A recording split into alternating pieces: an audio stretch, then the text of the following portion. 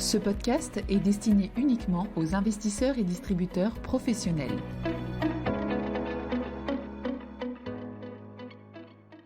Bonjour à tous, bienvenue dans cette édition de 5 minutes pour comprendre où nous allons parler du FOMC de septembre 2022. Tout d'abord, rappelons le contexte qui prévalait au moment de ce FOMC.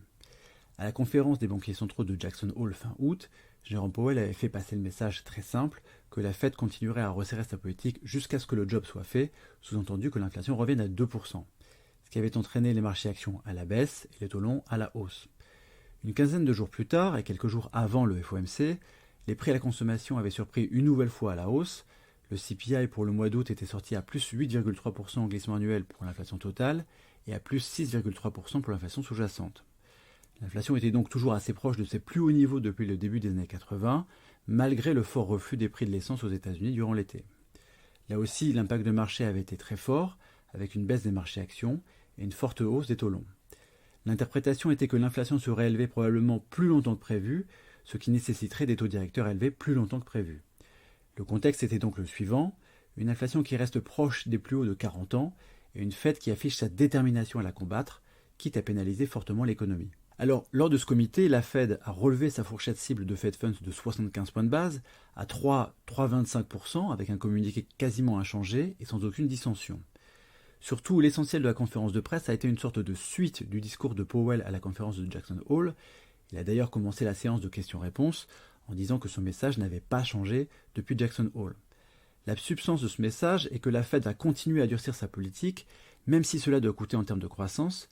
Il a d'ailleurs eu recours à des expressions volckeriennes et draghiennes en utilisant le Keeping at It, qui est le nom de l'autobiographie de Paul Volcker, et le It will be enough, que Draghi avait utilisé dans son fameux discours de Whatever it takes. La Fed a parfaitement conscience du coût économique de son resserrement monétaire. À plusieurs reprises, Powell a expliqué que plus les taux étaient restrictifs et plus longtemps ils restaient restrictifs, plus la probabilité d'un soft landing était faible.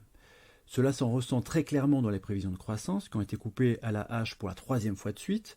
La prévision de croissance pour 2022 n'est plus que de plus 0,2% et celle de 2023 de plus 1,2%. Pour la première fois, Powell a parlé d'une période durable de croissance sous le potentiel et il a même évoqué une correction sur le marché immobilier pour retrouver une évolution des prix normale. Le point intéressant ici est qu'il ne s'attend qu'à une détérioration mesurée sur le marché du travail. Les prévisions de taux de chômage n'ont été que très légèrement relevées à la hausse, un peu au-dessus de 4% pour les prochaines années. Là, on sent que la Fed s'accroche à l'idée que les entreprises vont surtout réduire le nombre de postes ouverts plutôt que de licencier massivement, notamment car elles ont eu beaucoup de mal à recruter sur les derniers mois. Pour revenir à la politique de taux, les projections de Fed Funds, ce qu'on appelle les DOT, ont été largement revues à la hausse. Pour 2022, quasiment la moitié du FOMC voit encore 100 points de base de hausse des taux directeurs pour l'ensemble des deux comités restants cette année, et l'autre moitié voit encore 125 points de base de hausse des taux directeurs, ce qui mettrait la fourchette de Fed Funds à 4,25-4,50 en fin d'année.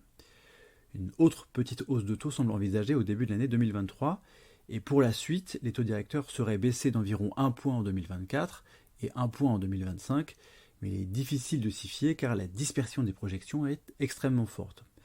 Au sujet d'une pause ou d'une baisse des taux, Powell s'est borné à sous-entendre que c'était prématuré, qu'il faudrait des éléments tangibles montrant une convergence de l'inflation vers 2%. Pas grand-chose de neuf donc par rapport à Jackson Hole. Le fameux pivot de la Fed n'est pas pour demain et le message de Powell est très clair. La Fed est prête à assumer toutes les conséquences de sa politique.